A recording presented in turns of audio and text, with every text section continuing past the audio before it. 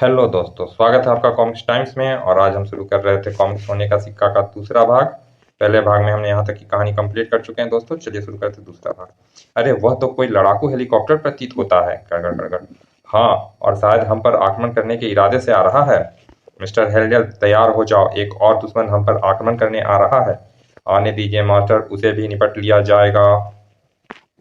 हैं तभी और उन्होंने तो बिना अल्टीमेटम दिए फायरिंग आरंभ कर दी। तर तर तर तर। मोटू, जल्दी से सिर को नीचे कर लो, वरना तेरा भेजा सर से बाहर निकल जाएगा। मोटू और मनमोजी तुरंत सीट की ओट में छिप गए। तर तर तर तर। बॉन्ड भैया, यदि गोलियां से कार को कोई नुकसान पहुंचा तो चिंता मत करो, कार बुलेट प्रूफ है। लेकिन छत तो खुली है, यदि उन्होंने ही फेंक बम ही भीतर फेंक दिया तो। उधर हेलीकॉप्टर में, सर गोलियों का उनकी कार पर कोई असर नहीं हो रहा है, देख रहा हूँ। पायलट, तुम हेलीकॉप्टर को उनकी कार के ऊपर ले चलो। तर तर तर तर। ऊपर से हम उन पर हैंड ग्रेनेड का इस्तेमाल करेंगे, फिर देखेंगे बच्चू कैसे बचते हैं। Okay sir. अगले ही पर, अरे बाप रे बॉन्ड भैया, हेलीकॉप्टर तो हमारे सिर के ऊपर आ गया। जरूर उनके इरादे भी भयानक हैं। तभी, हाय बॉन्ड भैया, अब क्या होगा? उन्होंने तो सचमुच ही हैंड ग्रेनेड फेंक दिया। मैया रे, इससे पहले कि हमारी कब्र आकाश में ही बन जाए, हमें तुरंत कार से नीचे कूद जाना चाहिए। हैं? शौक से कूद जाओ, कम से कम नीचे तो तुम्हारी कब्र बन ही जाएगी। क्या मतलब? क्या तुम नहीं कूदोगे? अबे उल्लू की दुम, चुप होकर बैठ जाओ, वरना वह हैंड ग्रेनेड सीधा तेरे सिर पर पड़ेगा। फिर मोटू जैसे ही अपनी सीट पर दुबक कर के पिछले हिस्से से स्प्रिंग हाथ निकला कर नीचे आते हैंड ग्रेनेड की ओर बढ़ा। फिर पलक झपकते ही वो हैंड ग्रेनेड उसके हाथ में था। हैं? उफ, यह कार है या कोई जादुई पिटारा? सर, मुझे तो खतरा महसूस हो रहा है। तभी स्प्रिंगदार हाथ ने हैंड ग्रेनेड को पूरी शक्ति से हेलीकॉप्टर की ओर उछाल दिया। हाय, अब क्या होगा सर? जल्दी से नीचे कूद जाओ। लेकिन हमारे पास पैराशूट नहीं है। ओफ, यह नौबत भी आ सकती, यह तो हमने सोचा भी नहीं था। उसी क्षण बड़ाम। कू कू। हुर्रे, दुश्मन गए काम से। उफ, हेलीकॉप्टर ठीक सिर के ऊपर क्रैश हुआ है, उसका मलबा कार पर जरूर गिरेगा। और कुकुबरान का विचार ठीक ही निकला। हेलीकॉप्टर का पंखा तेजी से उनके ऊपर आया सर, और ठीक मिस्टर हेल्डेल के ऊपर गिरा। कड़ाक। इस दुर्घटना से न केवल कार का संतुलन बिगड़ गया, बल्कि वह तेजी से नीचे गिरने लगा। हाय हाय, यह क्या हुआ बॉन्ड भैया? कार तो नीचे लुढ़की जा रही है। मोटू के बच्चे, जल्दी से पंखे को मिस्टर हेल्डेल के ऊपर से हटाने में मेरी मदद कर, वरना हम तीनों मारे जाएंगे। मोटू ने अपने दिमाग को संतुलित किया और कुकबरान की मदद में जुट गया। शाबाश, और जोर लगा है। जबकि कार बराबर नीचे गिरती जा रही थी। बड़ी मुश्किल से दोनों ने मिलकर पंखे को हेल्डेल के ऊपर से उठाकर नीचे फेंक दिया। ओह, काम पूरा हुआ। मिस्टर हेल्डेल, तुम ठीक तो हो ना? मैं तो ठीक हूँ मास्टर, लेकिन कार के कुछ पुर्जे मेरे काबू से बेकाबू हो चुके हैं। उनमें कार का कंट्रोलिंग सिस्टम भी है। क्या? अब क्या होगा? और इससे कुकबरान व मोटू का सौभाग्य अथवा दुर्भाग्य कहो कि सुपर कार नीचे सड़क पर गिरने के बजाय बराबर की गहरी खाई की ओर गिर रही थी। मिस्टर हेल्डेल, जल्दी से कार के कंट्रोल में लेने की कोशिश करो, वरना तुम्हारे साथ साथ हमारा भी बेड़ा गर्क हो जाएगा। जरा धैर्य रखें मास्टर, मैं अपनी पूरी कोशिश में जुटा हुआ हूँ। शाबाश, अपने काम में जरा और चुस्ती लाओ। जैसे जैसे कार सड़क की सीमा पार कर खाई में नीचे गिरती गई, वैसे कुकबरान और मोटू की परेशानियां से पसीने की मोटी मोटी बूंदें चूने लगी। मिस्टर हेल्डेल, जल्दी करो, हम मौत के बहुत ही करीब हैं। फिर किसी को हमारी लाश के टुकड़े भी नहीं मिलेंगे।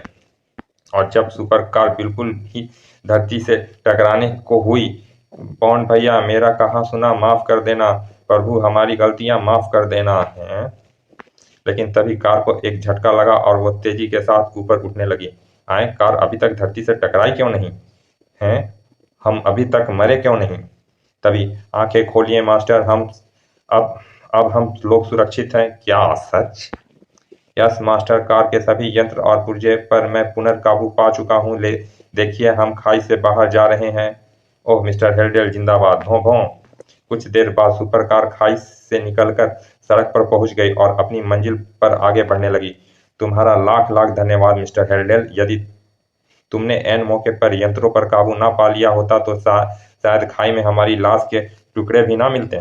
यह सब आपकी ही कृपा का फल है मास्टर, जो आपने मुझे इतना होनहार, धैर्यवान और बहादुर बनाया है।